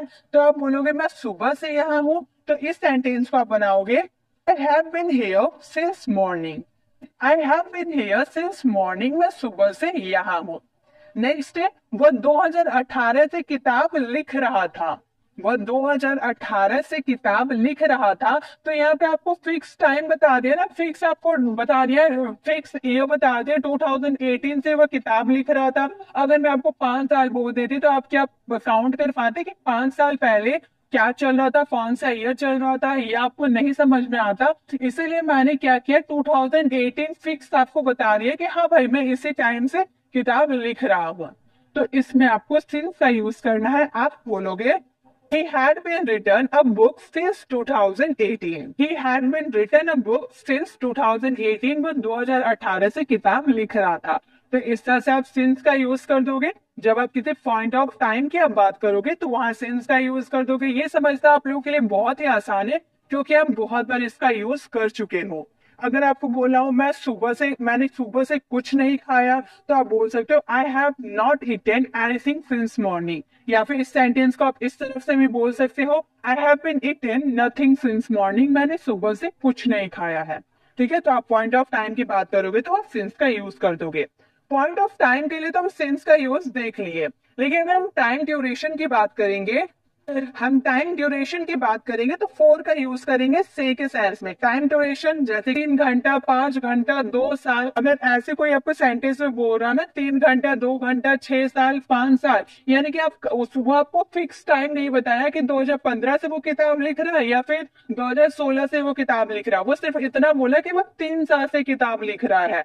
तो 3 साल पहले कौन सा ईयर चल रहा था ये आप काउंट नहीं कर पाओगे, इसलिए वहां फोर का यूज करेंगे। ठीक है, जैसे कि हमारा सेंटेंस है मैं 3 घंटे से यहाँ हूँ, ये लड़की बोली कि मैं 3 घंटे से यहाँ हूँ।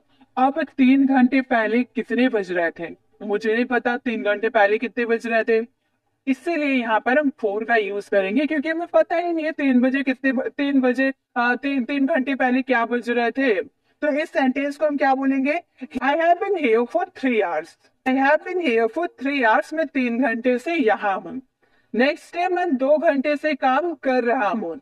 मैं 2 घंटे से काम कर रहा हूँ, तो हम बोलेंगे I have been working for 2 hours. 2 घंटे पहले क्या बज रहे थे मुझे नहीं पता है, मैंने सिर्फ इतना बता दिया, उसका काउंट मैं करने नहीं गई, मैं सिर्फ इतना बता दिया कि मैं 2 घंटे से यहाँ काम कर रही हूँ। तो हम बोलेंगे I have been working for 2 hours. I have been working for 2 hours, मैं 2 घंटे से काम कर रहा हूँ। ठीक है, तो इस तरह से आप फोर का यूज और सिंस का यूज कर सकते हो। पॉइंट ऑफ टाइम के लिए आप सिंस का यूज करोगे और टाइम ड्यूरेशन के लिए आप फोर का यूज करोगे। ठीक है, सिंस फोर भी आपको समझ में आ गए। ऑफ का भी यूज हम से के सेंस में करते हैं। ठीक है, ऑफ का भी यूज से के सेंस में करेंगे जब आप किसी चीज से दूर जाओगे। ठीक है, जब आप किसी चीज से दूर जाओगे तो वहां ऑफ का यूज कर सकते हो, ओ डबल एफ ऑफ। ठीक है, देखिए हम लोगों ने फ्रॉम का भी यूज किया था ना, जब हम किसी चीज से दूर जाएंगे, क्लास से बाहर जाना, स्कूल से बाहर जाना या फिर घर से बाहर जाना, तो मतलब किसी चीज से दूर जाने के सेंस में हम फ्रॉम का यूज करते हैं। प्लस आप फ्रॉम को रिप्लेस करके ऑफ का भी वहां यूज कर सकते हो जब आप किसी चीज से दूर जाओगे। फॉर एग्जाम्पल, वो स्कूल से गया, मतलब स्कूल से गया तो स्कूल जो प्लेस था उसको वो छोड़कर दूसरे जगह गया ना, यानी कि वो उससे दूर चला गया। तो दूर जाने के सेंस में हम ऑफ का यूज भी कर सकते हैं, फ्रॉम का भी यूज कर सकते हैं। तो यहाँ ऑफ का यूज देख रहे हैं, तो हम इस सेंटेंस को बोलेंगे he went of the school. He went from the school भी आप बोल सकते हो, he went of the school भी बोल सकते हो। He went of the school, वह स्कूल से गया। नेक्स्ट है वो क्लास से गया, यानी कि क्लास जो जगह था उसको छोड़कर वो चला गया, तो इस सेंटेंस को हम बोलेंगे he went of the class. Next है विद। विद का यूज हम दो तरह के सेंटेंस में कर सकते हो। अगर आपके सेंटेंस में से आ रहा है तो वहां पे आप विद का यूज कर सकते हो। अगर साथ आ रहा है, के साथ ऐसे बोलते हैं ना, इस सेंटेंस में भी आप विद का यूज कर सकते हो। जैसे कि मैं सब्जियों को चाकू से काटता हूँ, यहाँ पर से आ रहा है ना, आपको यहाँ से आ रहा है ना। तो जब अब आप बोलोगे कि से के लिए हम लोगों ने फ्रॉम देखा, बाय देखा, ऑफ देखा, इन देखा, फोर देखा, लेकिन उन सब में समझ में आता ना फ्रॉम का यूज रिलेट करेगा तब, बाय का use to means of travelling, since का use point of time, for का use duration of time, of का यूज जब हम किसी चीज से दूर जाएंगे तब। लेकिन विद का यूज कहाँ करेंगे, से के सेंस में, जब आप किसी टूल्स की बात करोगे, यानी कि किसी टूल्स, हथियार, जैसे चाकू हो गया ना आपका टूल्स है ना ये, और टूल्स की बात करोगे तो वहां पे आपको विद का यूज करना है, ये आप ध्यान रहे। ठीक है, जब आप किसी टूल्स की बात करोगे तो वहां विद का यूज करोगे। जैसे मैं सब्जियों को चाकू से काटता हूँ, चाकू आपका टूल्स हो गया ना, चाकू से काटते हैं, तो आप बोलोगे I chop vegetables with knife. I chop vegetables with knife, मैं सब्जियों को चाकू से काटता हूँ। नेक्स्ट, उसने पेड़ कुल्हाड़ी से काटा, तो कुल्हाड़ी भी हमारा क्या हो गया, टूल्स हो गया ना, तो टूल्स की बात करेंगे तो विद का यूज करेंगे। हम बोलेंगे he cut trees with axe. He cut tree with axe. Cut tree with axe, उसने पेड़ को कुल्हाड़ी से काटा। ठीक है, तो अगर किसी टूल्स की बात करोगे और उसमें से आ रहा है, यानी कि विद का यूज कर दें, एकदम सिंपल। ठीक है, अगर आप के साथ के सेंस में बोलना चाहते हो, जैसे तो जब आप किसी टूल्स इक्विपमेंट की बात करोगे तो वहां पे आपको क्या यूज करना है, विद का यूज करना है। और साथ के सेंस में तो आपको पता ही है कि वहां विद का यूज किया जाता है, मैं तुम्हारे साथ हूँ, आई एम विद यू। ठीक है, इस तरह से आप विद का यूज कर सकते हैं। नेक्स्ट प्रेपोजिशन को देखते हैं। नेक्स्ट प्रेपोजिशन है हमारा थ्रू। थ्रू का यूज हम कहाँ करेंगे, थ्रू का भी यूज करते हैं से के सेंस में, से या फिर द्वारा के सेंस में आप थ्रू का यूज करते हैं। फॉर एग्जाम्पल के थ्रू समझते हैं। जैसे गेंद खिड़की से बाहर चली गई, मतलब खिड़की से होते हुए चली गई ना बाहर। मान लो आप अपने भाई के साथ खेल रहे थे, रूम के अंदर आप अपने भाई के साथ फुटबॉल खेल रहे थे। ठीक है, तो फुटबॉल आपने जोर से मारा तो खिड़की को तोड़ते हुए फुटबॉल बाहर चल गया, तो खिड़की से होते हुए गया ना, तो किसी चीज से होते हुए अगर आप जाओगे या फिर कोई चीज आपका होते हुए किसी चीज से जाएगा तो वहां पे आपको थ्रू का यूज करना है। ये आप हमेशा याद रखिएगा। जब आप किसी चीज से होते हुए, इनक्लोज्ड एरिया, खिड़की क्या है, एक इनक्लोज्ड एरिया, एक बंद एरिया है ना, एक बंद एरिया से इधर से उधर जाने, मतलब इस पार से उस पार जाने के उस इस पार से उस पार जाने के लिए आपको वहां थ्रू का यूज करना होगा। तो गेंद खिड़की से बाहर चली गई, आप बोलोगे the ball went through the window. The ball went through the window, गेंद खिड़की से बाहर चली गई, मतलब खिड़की से होते हुए, खिड़की से होते हुए वो बाहर चली गई। ठीक है। नेक्स्ट है कार सुरंग से निकल गई। मान लो ये सुरंग है, टर्नल है। ठीक है। टर्नल तो बंद होता है, इनक्लोज होता है। टर्नल तो इनक्लोज होता है, तो इनक्लोज एरिया से इस पार से उस पार जाने यानी कि थ्रू का यूज करेंगे। मैंने यही तो बताया कि जब भी आप किसी इनक्लोज एरिया से इस पार से उस पार जाते हो तो वहां पे आपको थ्रू का यूज करना है। तो कार सुरंग से निकल गई, आप बोलोगे the car went through the tunnel. The car went through the tunnel, car जो है वो टर्नल से होते हुए चली गई। तो आपको यही समझना है, जब कोई चीज किसी चीज से होते हुए चली जाती है ना, मतलब एक इनक्लोज्ड एरिया से इस पार से उस पार तक चली जाती है। मान लो यहाँ पर एक पाइप है। ठीक है। ये एक पाइप है, एक बच्चा यहाँ, छोटा बच्चा है, ये बच्चा यहाँ से इस पार अंदर से होते हुए इधर चला गया, मतलब वो इस पार से इस पार चला गया ना, एक इनक्लोज्ड एरिया। ये पाइप क्या है, एक इनक्लोज्ड एरिया है। इनक्लोज्ड एरिया से इस पार से उस पार चला गया, यानी कि यहाँ पर थ्रू का यूज करना है, ये आपको समझना है। ठीक है। आपके हिंदी वाले सेंटेंस में भले ही से आए, लेकिन अगर आप किसी इनक्लोज्ड एरिया से इस पार से उस पार जाते हो यानी कि आपको वहां थ्रू का यूज करना है। आई होप आपको सभी समझ में आ गए। आई होप आपको ये भी समझ में आ गई कि थ्रू का यूज किस में करना है। हमारा नेक्स्ट प्रपोजिशन है ago and before. Ago means क्या होता है, बिफोर मीन्स क्या होता है। तो गाइस अगो का मतलब ही होता है पहले और बिफोर का मतलब भी होता है पहले, लेकिन दोनों किस सिचुएशन में यूज करें, एगो का यूज हम कब करते हैं, बिफोर का यूज हम कब करते हैं। ज्यादातर हम पहले के सेंस में बिफोर का यूज करते हैं, लेकिन अगर हम ग्रामर रूल के हिसाब से यूज करें तो एगो का अलग जगह यूज किया जाता है और बिफोर का अलग जगह यूज किया जाता है। एगो कहाँ यूज किया जाता है, जैसे कि आप प्रेजेंट से पहले की अगर बात करते हो तो वहां एगो का यूज किया जाता है। फॉर एग्जाम्पल, वह मुझे 10 मिनट पहले कॉल कर रहा था, तो आप प्रेजेंट से 10 मिनट पहले वो कॉल कर रहा था, ये आप बात बोल रहे ना, तो प्रेजेंट से पहले की अगर आप बात करोगे तो वहां पे आपको एगो का यूज करना है। लेकिन बिफोर का यूज कब करना है, तो गाइस बिफोर का हम यूज करेंगे अगर आप पास्ट या फ्यूचर से पहले की बात बोल रहे हो। ठीक है। अगर आप पास्ट या फ्यूचर के पहले की बात कर रहे हो, पास्ट में आप 10 मिनट पहले की बात कर रहे हो या फिर फ्यूचर से 10 मिनट पहले की आप बात कर रहे हो, तो वहां पे आपको बिफोर का यूज करना है। लेकिन अगर आप प्रेजेंट से पहले की अगर बात करते हो तो वहां पे आप हमेशा एगो का यूज कीजिएगा। यही ग्रामर का रूल होते हैं। ठीक है। तो मेरा सेंटेंस है, वो मुझे 10 मिनट पहले कॉल कर रहा था, तो वो किसी बॉय की अगर हम बात करेंगे तो बोलेंगे he was calling me. Call कर रहा था, यहाँ पास्ट कॉन्टिन्यूअस की बात करें तो he was calling me, was verb plus verb का फोर्थ फॉर्म यूज किए हैं। कब, कितने मिनट पहले, 10 मिनट पहले। तो हमारा सेंटेंस होगा 10 मिनट्स।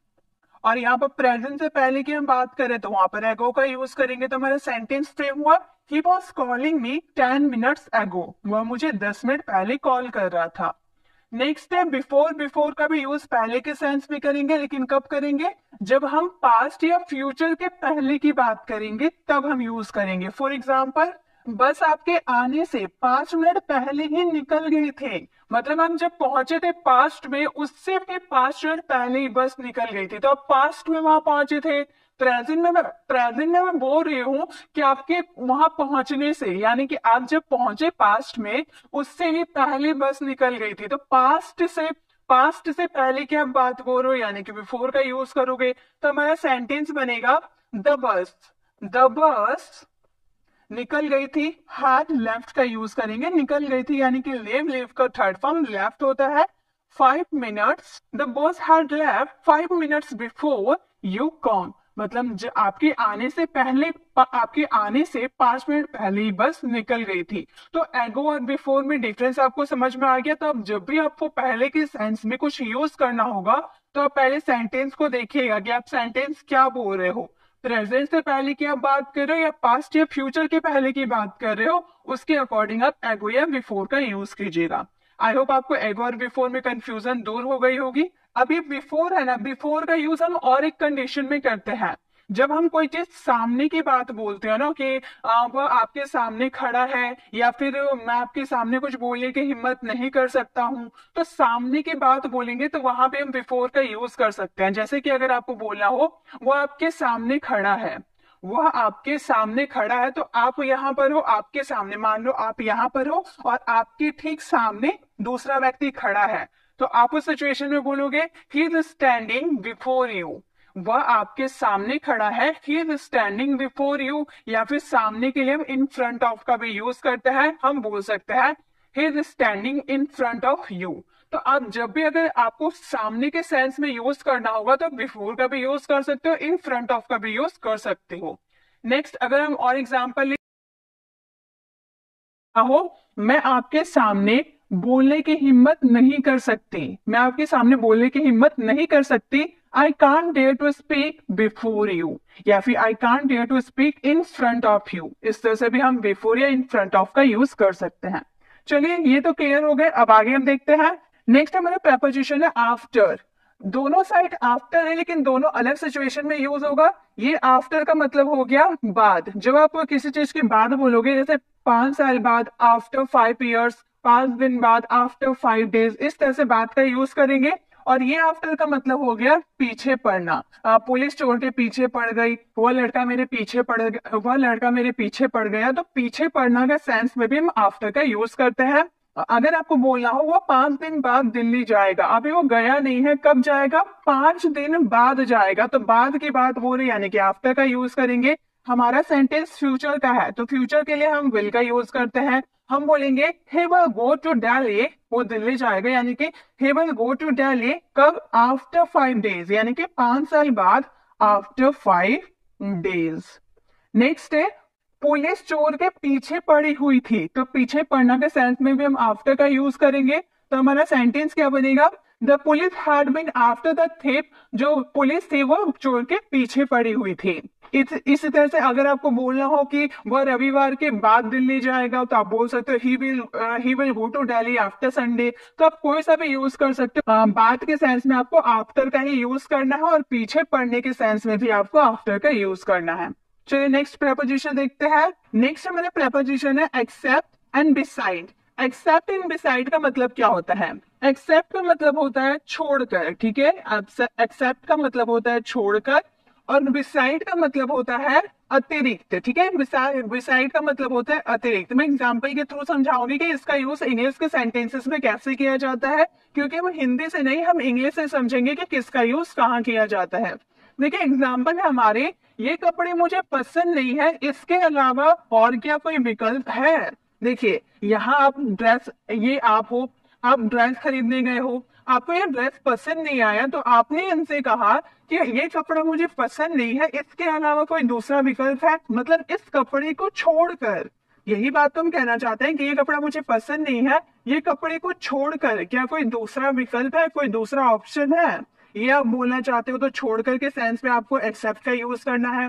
लेकिन बिसाइड में क्या है, देखिए ये कपड़ा भी अच्छा है, इसके अलावा और क्या विकल्प है, मतलब ये जो कपड़ा आपने, दो कपड़ा आपने देखा, ये दोनों कपड़ा आपको पसंद आ गया, ठीक है, तो आपने इसे कहा कि ये भी कपड़ा अच्छा है, क्या इसके अलावा कोई और विकल्प है, मतलब इन दोनों के अतिरिक्त ये दोनों तो अच्छे हैं ही, साथ में क्या और कोई दूसरा विकल्प है, आप ये कहना चाहते हो। एक्सेप्ट में आपने छोड़कर कहा, और इसमें आप लेकर बोल रहे हो कि ये कपड़ा तो अच्छा है, तो और कोई दूसरा विकल्प है, मतलब ये दोनों कपड़ा को लेकर दूसरा कोई विकल्प है, ऐसा आप कहना चाहते हो, ठीक है।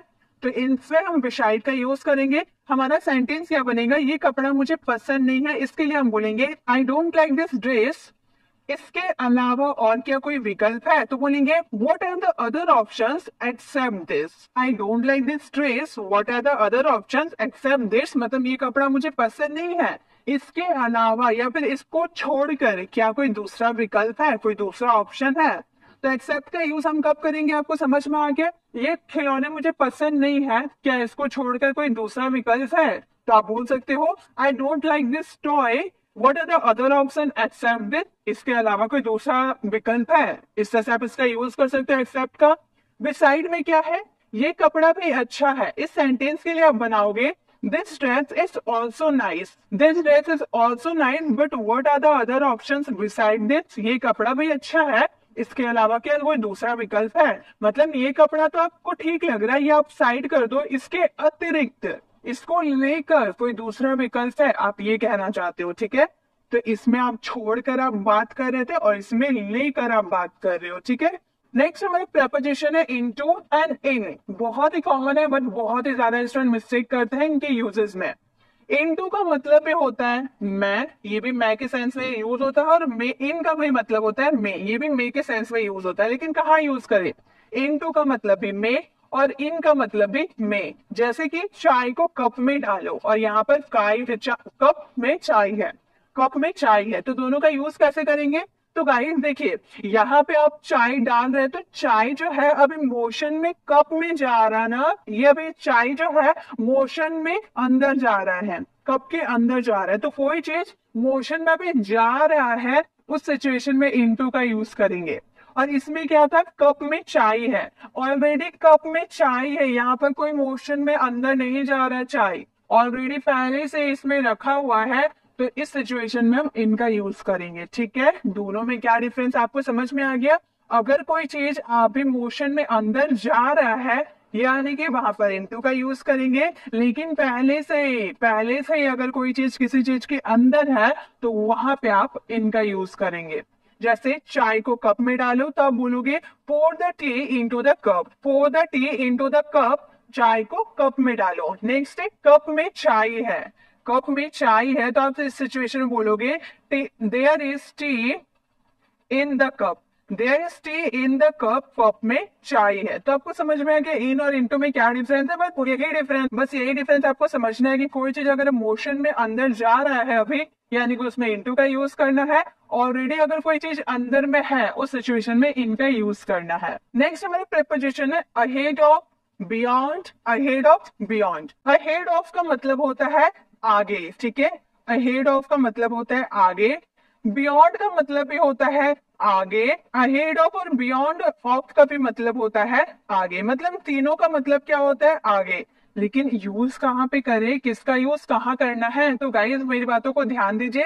अहेड ऑफ का यूज आप कब करोगे, जब आप किसी प्राणी, किसी पर्सन या फिर कोई भी एनिमल हो गया, जितने भी क्रिएचर होते हैं, जितने भी प्राणी होते हैं, अगर आप किसी प्राणी के आगे की बात बोलते हो यानी कि उसमें अहेड ऑफ का यूज करेंगे। फॉर एग्जाम्पल मैं रोहन के आगे खड़ी थी, ये मैं हूं, मैं किसके आगे खड़ी हूँ, रोहन के आगे खड़ी हूं ना, पहले मैं हूं, मेरे पीछे रोहन है, हम ऐसा ही तो कहना चाहते हैं।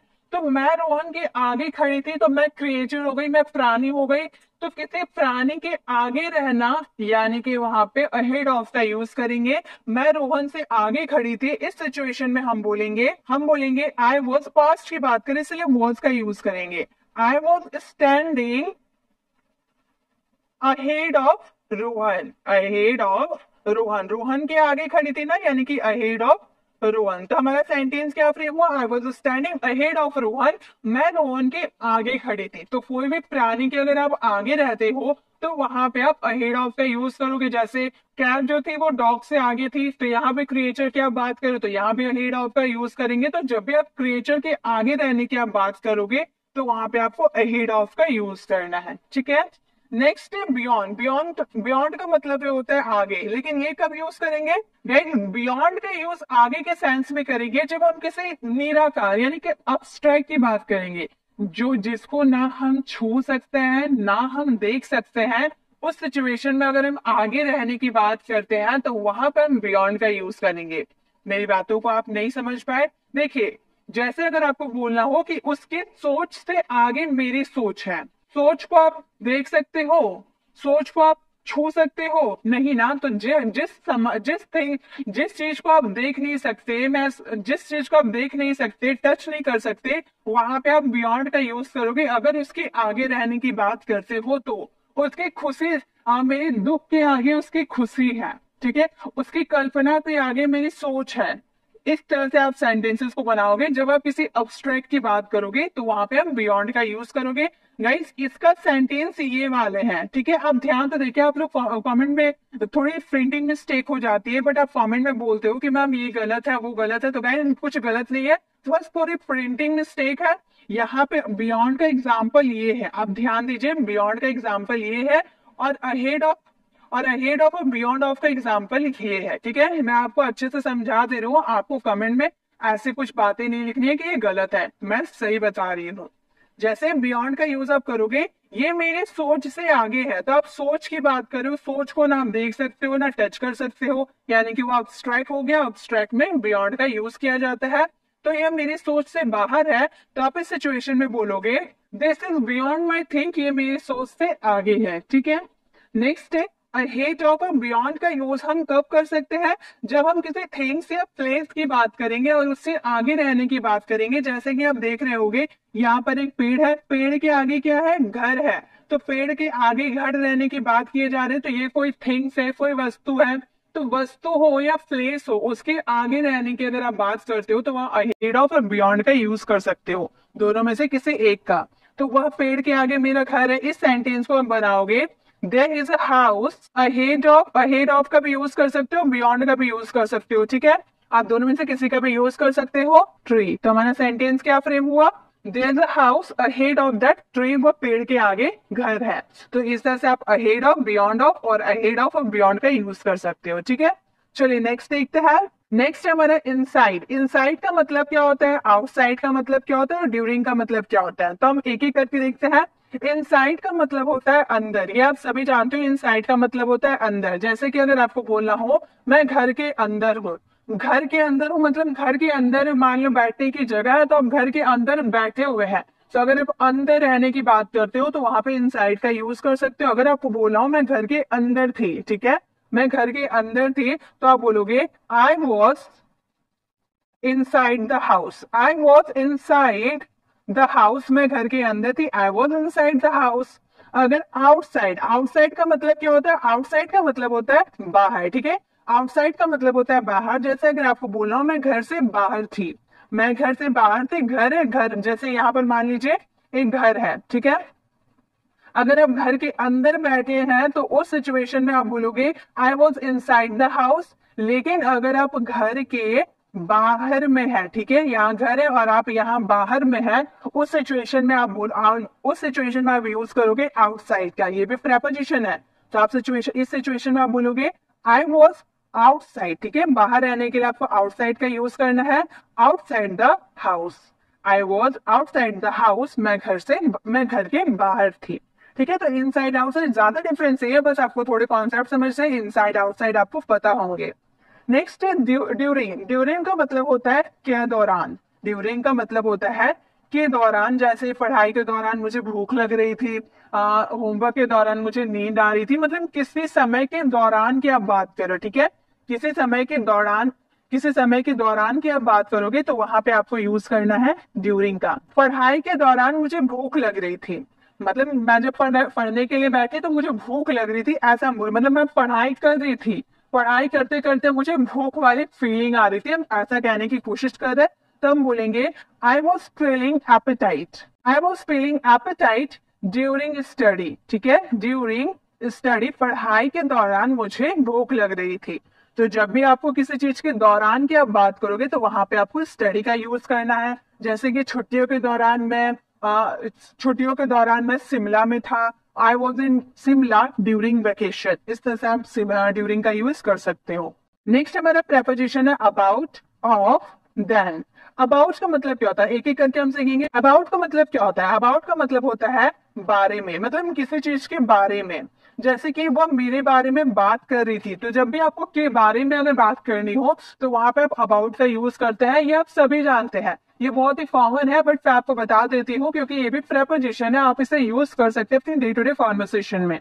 तो वह मेरे बारे में बात कर रही थी, आप बोलोगे, आप किसी गर्ल की बात करें तो सी का यूज करोगे, पास्ट है तो वॉज का, she was talking about me. Next है ऑफ। ऑफ का मतलब क्या होता है, ऑफ का मतलब होता है का, ठीक है, ऑफ का मतलब होता है का। जैसे वो भारत के राष्ट्रपति थे, का के की एक ही होता है, ठीक है।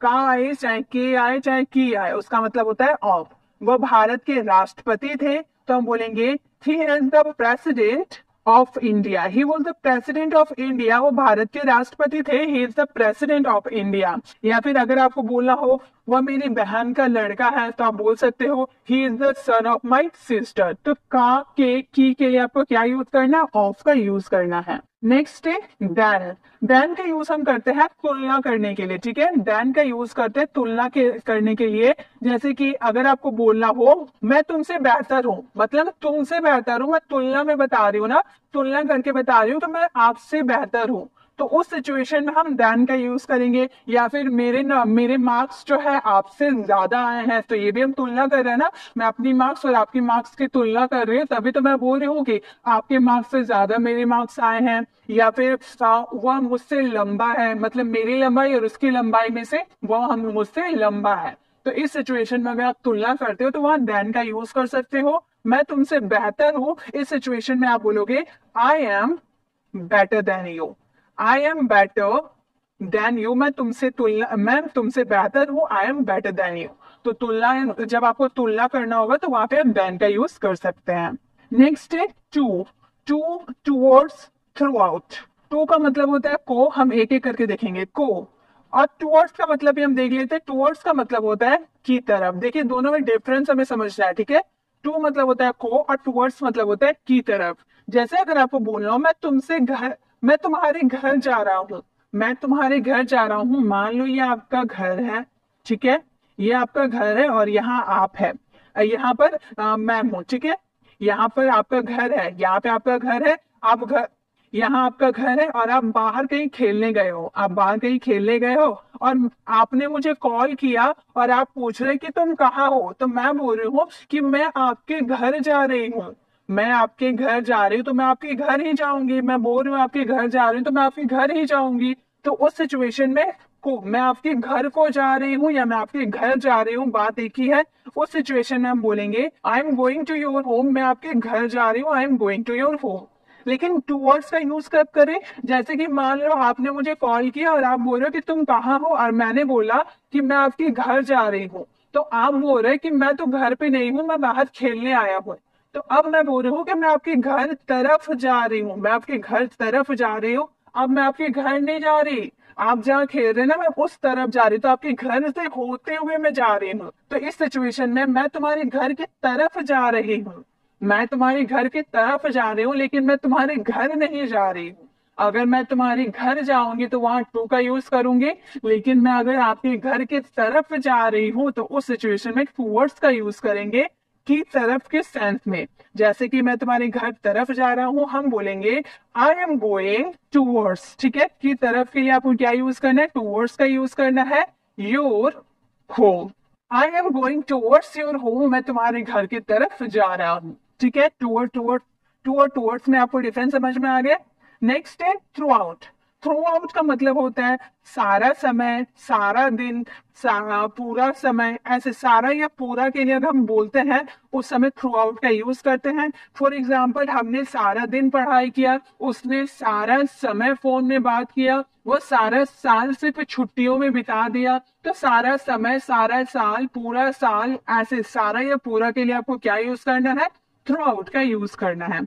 हमने सारा समय पढ़ाई किया, हम बोलेंगे वी स्टडीड। ये हमारे पास्ट इंडेफिनिट का सेंटेंस है, ये हमारे पास्ट इंडेफिनिट का सेंटेंस है, इसलिए सब्जेक्ट प्लस बी टू का यूज किए। हे स्टडीड, सारा दिन यानी कि थ्रू आउट का यूज करेंगे, throughout the day, throughout the day, सारा मतलब पूरा day. We studied throughout the day, हमने सारा दिन या फिर पूरा दिन पढ़ाई किया, ठीक है। नेक्स्ट देखते हैं। नेक्स्ट प्रेपोजिशन है हमारे अराउंड। अराउंड का मतलब होता है चारों ओर, ठीक है। अराउंड का मतलब होता है चारों ओर। जैसे कि अगर आपको बोलना होता है सूर्य पृथ्वी के चारों ओर घूम रही है, वह मेरे चारों ओर घूम रहा है, तो चारों ओर घूमने को ही हम क्या बोलेंगे, अराउंड बोलेंगे, ठीक है। तो सूर्य पृथ्वी के चारों ओर घूम रहा है, इस सिचुएशन में आप बोलोगे the earth is revolving around the sun. Next, तो अराउंड के लिए आपको चारों ओर के लिए आपको अराउंड का यूज करना है। नेक्स्ट है विदाउट। विदाउट का मतलब होता है के बिना, ठीक है। विदाउट का मतलब होता है के बिना। मैं उसके बिना नहीं रह सकता, वो मेरे बिना नहीं रह सकता, हम पढ़ाई के बिना नहीं रह सकते, हम पानी के बिना नहीं रह सकते, यानी कि किसी के बिना। इस सिचुएशन में आपको विदाउट का यूज करना है। हम तुम्हारे बिना कुछ नहीं है, हम तुम्हारे बिना कुछ नहीं है, तो हम बोलेंगे we are nothing without you. We are nothing without you, हम तुम्हारे बिना कुछ नहीं है। We are nothing about without you. ठीक है गाइस, आई होप आपको वीडियो अच्छी लग रही है। प्लीज अच्छी लग रही है तो लाइक जरूर करें, क्योंकि आप लोगों के लाइक से हमें बहुत ही मोटिवेशन मिलती है ऐसे वीडियोस बनाने की। अब मैं आपसे बार बार बोल रही हूँ कि अगर आपको इसकी प्रैक्टिस क्लास चाहिए तो आप कमेंट बॉक्स में जरूर बोलिएगा, मैं इसकी प्रैक्टिस क्लास भी जरूर लाऊंगी, जिसमें आपको बहुत सारे सेंटेंसेस भी मिलेंगे और साथ में एक्सरसाइज, और साथ में कुछ एक्सरसाइज मिलेंगे जो आपको घर में सॉल्व करने को रहेंगे। ठीक है, नेक्स्ट हमारा प्रेपोजिशन है विद इन। विद इन का मतलब होता है के अंदर, के अंदर। जैसे कि आप बोलते हो ना, मैं 5 मिनट के अंदर घर पहुंच जाऊंगा। 5 मिनट के अंदर मतलब 5 मिनट होते होते मैं घर के अंदर पहुंच जाऊंगा। वो 10 मिनट में अपना काम पूरा कर देगा, यानी कि 10 मिनट के अंदर वो अपना पूरा काम कंप्लीट कर देगा। हम 5 साल में ये किताब को छाप देंगे, तो 5 साल के अंदर वो रहे, यानी कि किसी समय के अंदर आप कोई काम करते हैं, उस सिचुएशन में आपको विद इन का यूज करना है।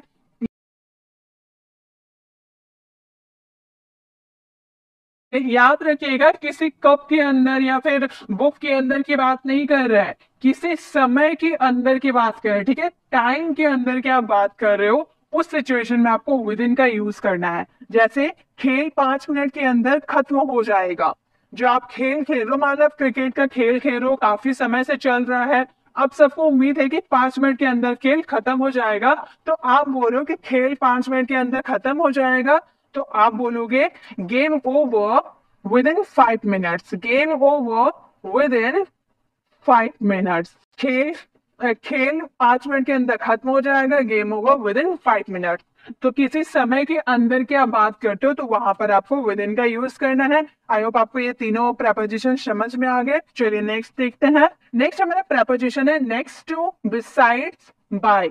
तीनों का मतलब एक ही होता है। ठीक है, नेक्स्ट टू, बिसाइड या फिर बाय, ये तीनों का मतलब होता है बगल में।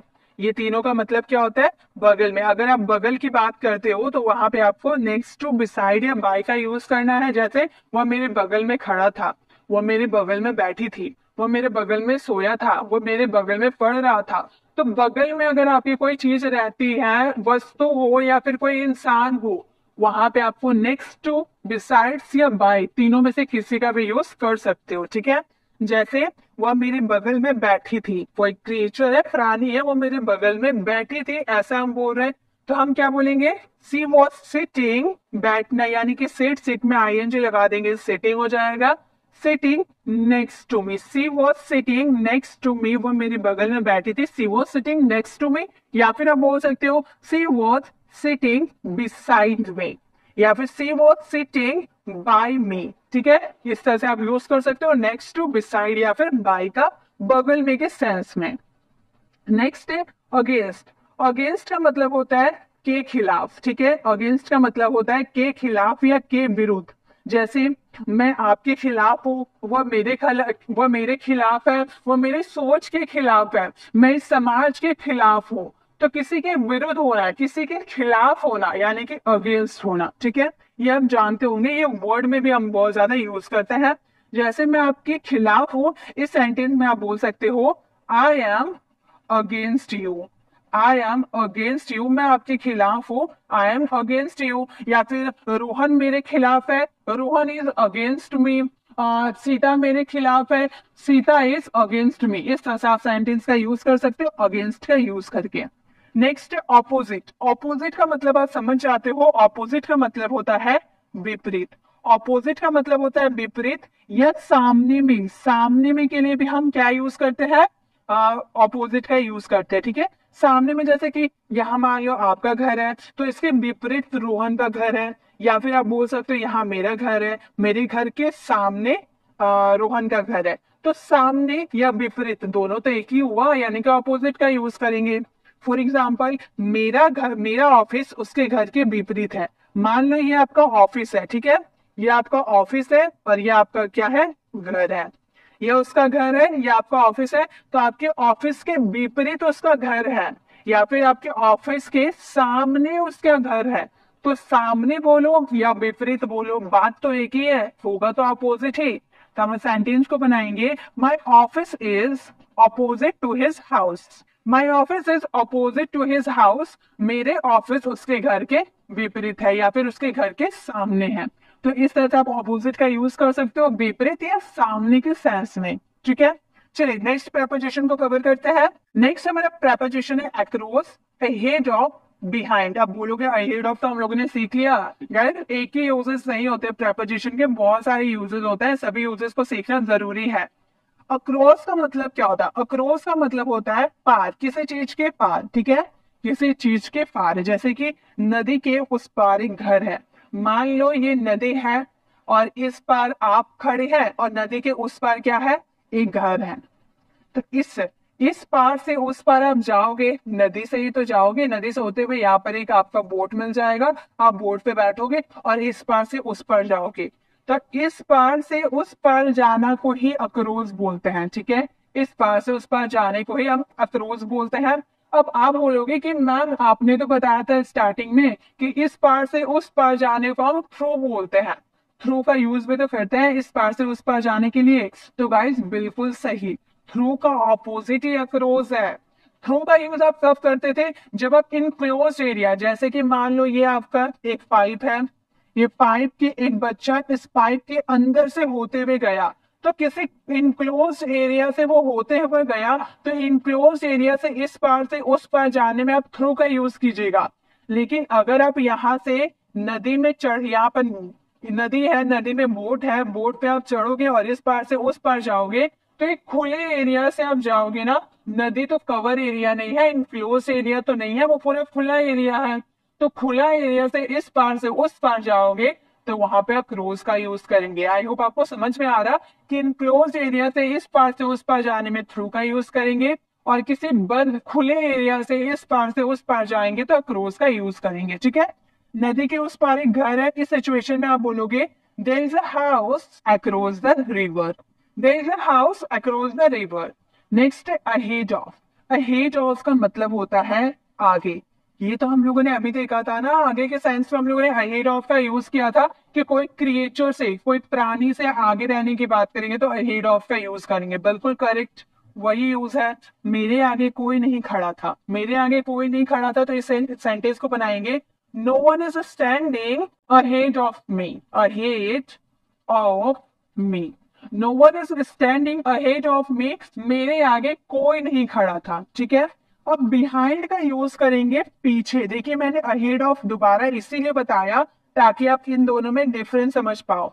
आगे के लिए आपको अहेड ऑफ का यूज करना है और पीछे के लिए आपको बिहाइंड का यूज करना है। मतलब आप कोई क्रिएचर के पीछे है, यानी कि वहां पे आपको बिहाइंड का यूज करना है। मेरे पीछे कोई नहीं खड़ा था, तो हम इस सेंटेंस को बनाएंगे no one is standing behind me, no one is standing behind me, मेरे पीछे कोई नहीं खड़ा था। तो जब आपको आगे बोलना हो कि मेरे आगे कोई नहीं खड़ा था, तो आप बोलोगे no one is standing ahead of me। अगर आपको बोलना हो मेरे पीछे कोई नहीं खड़ा था, तो आप बोलोगे no one is standing behind me। तो आगे के लिए ahead और पीछे के लिए behind।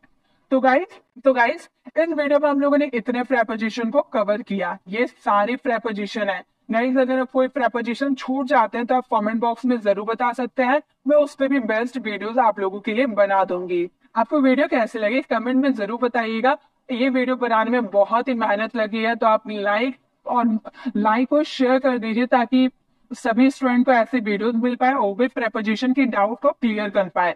गाइस फिर से मैं आपको बता दे रही हूँ कि अगर आपको इसके 2-3 सेंटेंसेस की प्रैक्टिस करनी है, साथ में होमवर्क भी बनाना है, तो आप कमेंट बॉक्स में जरूर बोलिएगा। मैं इसकी प्रैक्टिस क्लास भी आप लोगों के लिए जल्द से जल्द लाऊंगी। इससे पहले अगर आपने डे 28 वाले वीडियोस को विजिट नहीं किया तो आप लेफ्ट साइड क्लिक करके आप हमारी डे 28 वाली वीडियोस को विजिट कर लीजिए, और राइट साइड क्लिक करके आप हमारे प्लेलिस्ट में जाकर जिस टॉपिक वाली वीडियोस को आपको विजिट करना है वो टॉपिक वाली वीडियोस को विजिट कर सकते हैं।